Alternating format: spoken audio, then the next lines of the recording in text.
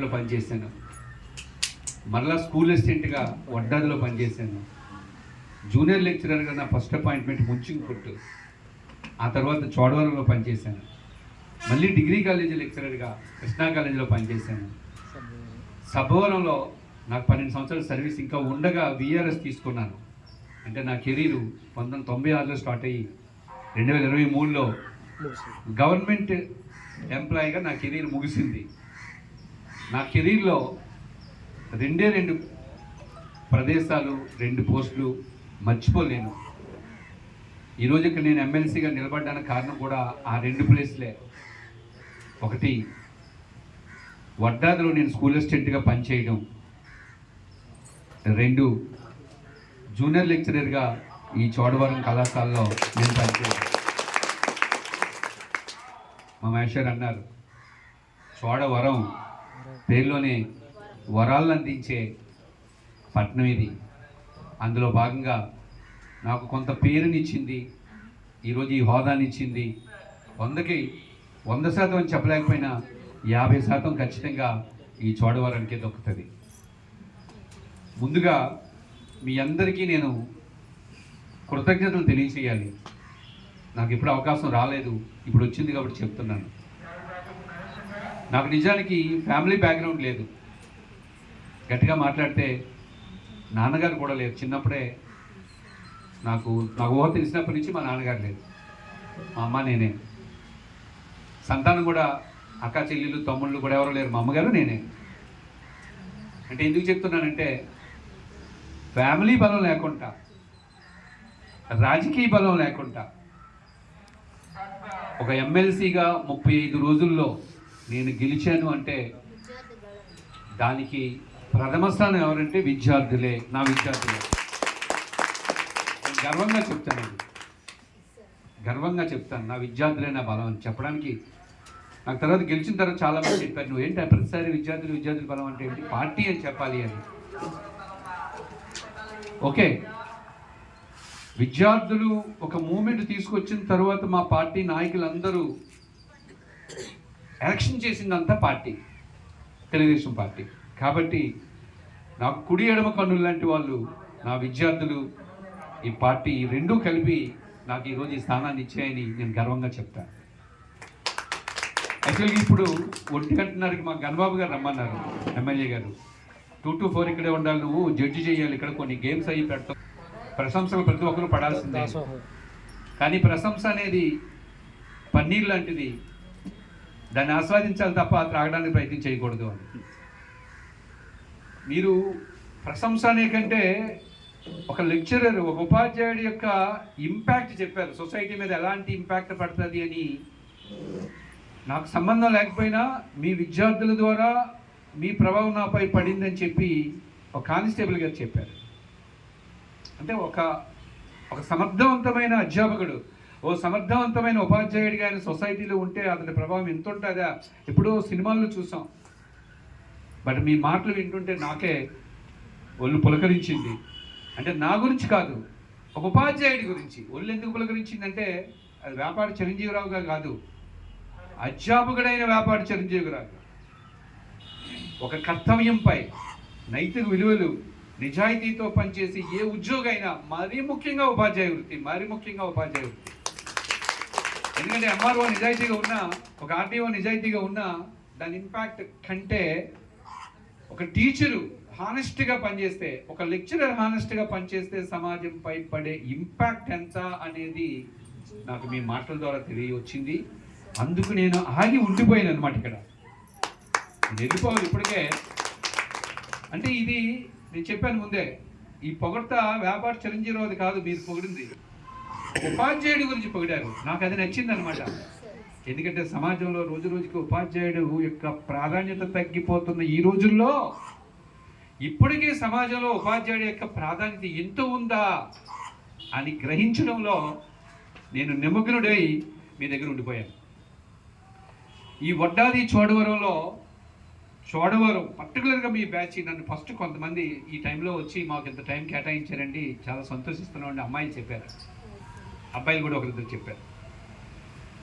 ఏంటి మీ ప్రత్యేకత అంటే, నో డౌట్ ఎట్ ఆల్ నా 25 సంవత్సరాల ఎడ్యుకేషన్ కెరీర్లో వడ్డాది, చోడవరం, ఈ రెండింటిలో చోడవరానికి అత్యధిక ప్రాధాన్యత ఉంది.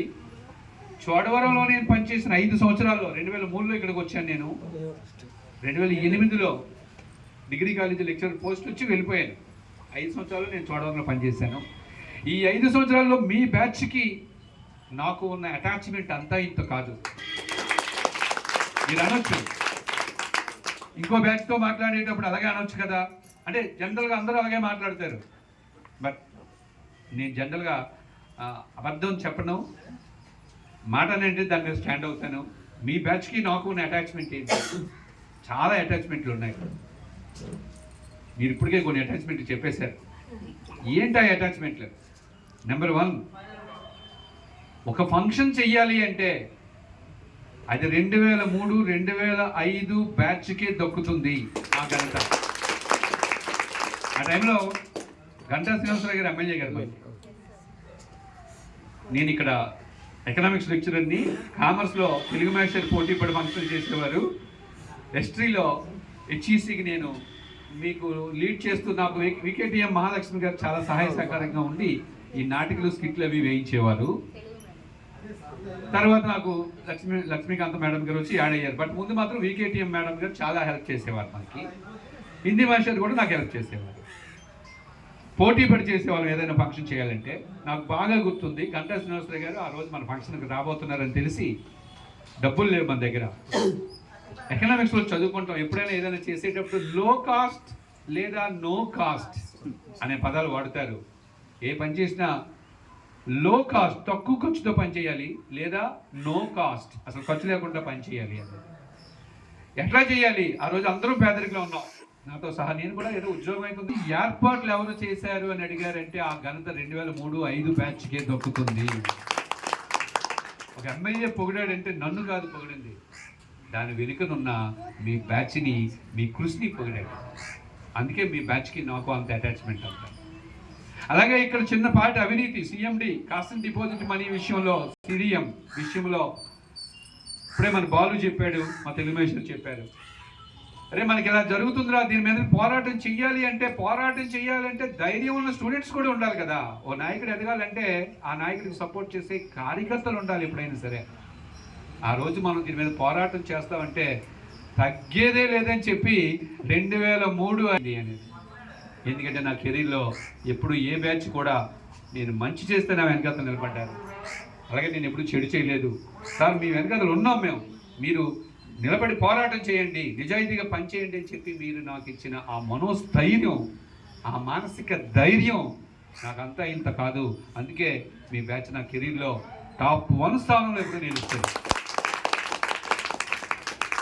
ఓ ఫంక్షన్ చేయాలన్నా మీరే, అవినీతిపై పోరాటం చేయాలన్నా మీరే, అది కాదు చదవాలన్నా సరే మీరే. ఎందుకంటే మీ బ్యాచ్లో నాకు గుర్తుంది, సాయంత్రం 5 గంటల కాలేజీ అయిపోతే 5:30, 6 గంటల వరకు కూడా నేను మీకు క్లాసులు చెప్పిన, టెస్టులు రాయించిన, అసైన్మెంట్లు రాయించిన, కిక్కక్కి అనుకుంటా కూడా బస్సులు పోయినా సరే ఇబ్బందులు పడి నిలబడేవారు. అందుకే ద గ్రేట్ పార్వతీశం గారు కూడా, మనం యాజిటేషన్ చేసామనే కోపం ఉన్నా ఆయన జెన్యూన్, ఆయన పిల్లలంటే పాఠం చెప్తాడు, పిల్లలంటే ఆయనకు ప్రాణం అని చెప్పి నాకు ఆయన కూడా, మన శత్రువు కూడా మనకు ఆ ప్రశంస ఇచ్చారంటే దానికి కారణం మీరే. అది చదువులో మీ రాణింపు. బట్ ఈరోజు మీ మాటలు విని నేను ఇంకా సంతోషించాను. ఎందుకంటే కొన్ని బ్యాచ్లే ఎక్కువ సక్సెస్ రేట్ని కలిగి ఉంటాయి.